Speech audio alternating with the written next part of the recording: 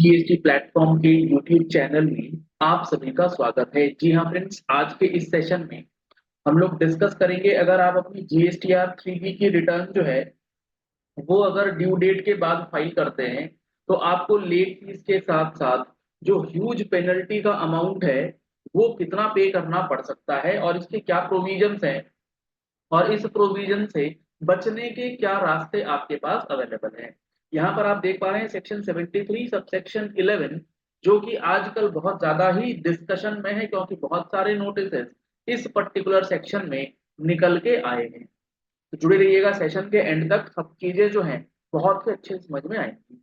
ये सेक्शन कहता है कि not standing anything contained in sub section 6 और सब सेक्शन 8, यानी कि 73(6) के अंदर या फिर 73(8) के अंदर कोई भी बात लिखी हो, हमें उससे कोई मतलब नहीं है। अब इसको इस तरीके से पहले समझिए कि 73(6) में क्या बात लिखी है। 73(6) में जो बात लिखी है वो ये लिखी है कि आपको हमने शो कॉज नोटिस देना है। अगर आप उस शो कॉज नोटिस से पहले वॉलेंट्री अमाउंट पे कर देते हैं, जो आपका डिफरेंस है, जो भी डिस्प्यूट है, वो आप वॉलेंट्री टैक्स और इंटरेस्ट पे कर देंगे, तो आपका जो पेनल्टी है वो हम नहीं लगाएंगे, वो खत्म हो जाएगा। इसी तरीके से 73(8) ये कहता है कि अगर आपको शो कॉज नोटिस दे दिया गया है और उस शो कॉज नोटिस के मिलने के 30 दिन के अंदर आप टैक्स और इंटरेस्ट का अमाउंट पे कर देते हैं, तो जो पेनल्टी लगाई गई है उस पेनल्टी अमाउंट को हम माफ कर देंगे, वो खत्म हो जाएगी। तो ये जो माफी वाली बात है, इन दोनों ही प्रोविजंस को ओवरराइड कर रहा है 73(11). इसका मतलब कि भैया पेनल्टी तो लगेगी ही लगेगी, चाहे 73(6) 73(8) में कोई भी बात लिखी है। कब लगेगी पेनल्टी, देखो यहाँ पर अब अगली बात लिखी इन्होंने कि notwithstanding anything as per the provisions of 73(6) 73(8), penalty, जी हाँ friends, penalty under sub section 9, और सब सेक्शन 9 के अंदर पेनल्टी लगाई जाती है जिसमें 10% ऑफ द टैक्स और 10,000 rupees whichever is higher का अमाउंट लिखा गया है। 73(9) की पेनल्टी जो है वो पेएबल रहेगी where any amount of self assess tax और any amount collected as tax has not been paid within a period of 30 days from the due date of payment of such tax. यानी कि self assess tax आप due date के 30 दिन के बाद अगर payment करते हैं तो आपको 73(11) प्रोविजन के अंदर जो है पेनलाइज किया जा सकता है। इसको क्या क्या है, इसका पूरा जो निचोड़ है वो इस बात को समझ लीजिए कि मान लीजिए आपने अप्रैल 24 की रिटर्न जो है वो कब तक फाइल करनी थी, वो आपने फाइल करनी थी लेट सपोज 20 मई 2024 या उससे पहले। आप इस रिटर्न को 20 मई 2024 से पहले फाइल नहीं करते हैं और आप इसे फाइल कर रहे हैं 1 जुलाई 2024 को। लेट फीस आपने दे दिया, टैक्स भर दिया, इंटरेस्ट भर दिया, लेकिन आप यहां पर इस चीज का ध्यान रखें कि आपने जो ये 20 मई की रिटर्न 1 जुलाई को फाइल करी है, ये आपने 30 डेज आफ्टर ड्यू डेट करी है। सर कैसे?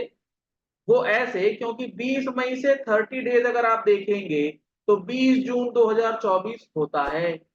और अगर आप इस प्रोविजन को ध्यान से पढ़ें तो इस ड्यू डेट के बाद जो आपने फाइलिंग करी है 1 जुलाई के अंदर, वहां पर ही 73(11) के अंदर पेनल्टी अमाउंट जो है वो बताया जा रहा है, जो 10% ऑफ टैक्स अमाउंट और 10,000 CGST 10,000 SGST, इन दोनों में से जो हायर रहेगा वो लगा दिया जाएगा।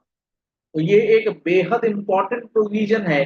तो इसीलिए आप अपनी जीएसटीआर 3B की रिटर्न जो है वो किसी भी हालत में ड्यू डेट से पहले फाइल कर लें, नहीं तो लेट फीस के साथ साथ पेनल्टी का जो अमाउंट है वो आपको भरना पड़ेगा। अब ये जो नोटिसेस आ रहे हैं, इन नोटिसेस के अंदर, अब इन नोटिसेस के लिए आपको जो अगली बात ध्यान में रखनी है वो क्या रखनी कि भाई अब ऐसा है, जो पेनल्टी लगाई जाएगी वो लगाई जाएगी 73(9) के अंदर। ठीक है, अब एक बार पढ़ लीजिए कि 73(9) क्या कहता है। 73(9) कहता है कि the proper officer shall after considering the representation, यानी कि आपको इसके लिए पहले नोटिस दिया जाएगा और उस नोटिस के जवाब में आपको अपना उत्तर जो है वो देना होगा और उस जवाब में जो बातें आप लिखेंगे उसको कंसिडर करने के बाद ही पेनल्टी लगाई जाएगी। Point number 1।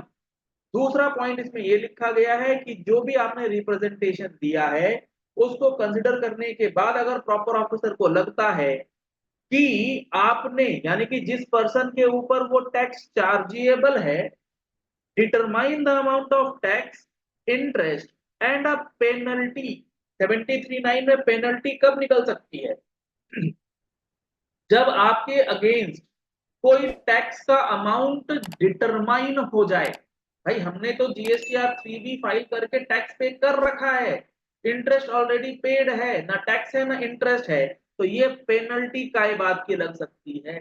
ये पेनल्टी जो है 73(9) के अंदर अगर टैक्स अनपेड है तो ही लग पाएगी, अदरवाइज नहीं लग सकती।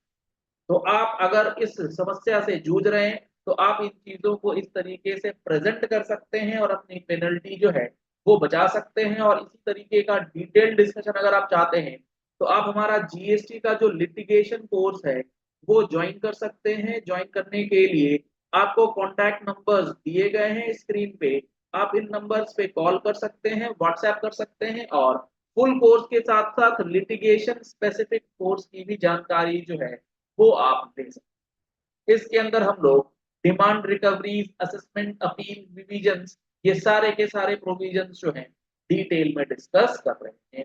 अगर आप पहली बार हमारे चैनल पर आए हैं तो आप हमारे चैनल जीएसटी प्लेटफॉर्म को फॉलो कर लीजिएगा, सब्सक्राइब कर लीजिएगा नोटिफिकेशन बेल के साथ, ताकि ऐसी ही इंपॉर्टेंट इंफॉर्मेशन आपको रेगुलर बेसिस पे मिलती रहे। और अगर आपको टैक्स मैगजीन की रिक्वायरमेंट है तो आप हमारी टैक्स मैगजीन का सब्सक्रिप्शन भी ले सकते हैं, जिसमें आपको हर महीने इंपॉर्टेंट एनालिसिस, जजमेंट्स और अपडेट्स जो है वो प्रोवाइड किए जाते हैं। चलिए इस वीडियो को यही एंड करते हैं। आशा करते हैं आपको ये बातें अब समझ में आ गई होंगी। अगर आपको ये बातें पसंद आती हैं तो इस वीडियो को लाइक और शेयर करना मत भूलिएगा, ताकि मैक्सिमम लोगों तक ये इंफॉर्मेशन जो है वो पहुंच जाए। Thank you and have a nice day.